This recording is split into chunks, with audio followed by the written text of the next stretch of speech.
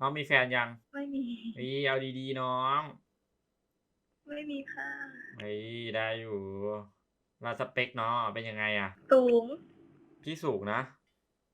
เหรอได้ขาวพี่ไม่ขาวจบเลยงั้นอะจบเลยน้องเล่นกีฬาแล้วพี่ไทยบ้านอะชอบไหมชอบพี่ไหมอะได้ไหมพอชอบได้ไหมชอบได้จริงปะเนี่ย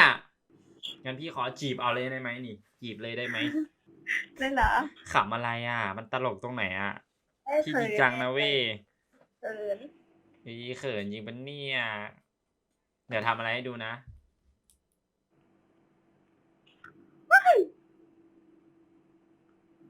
พอดีงงเหรออุ้ยอะไรอะดมเคเปล่าเฮ้ยไม่ใช่เขิน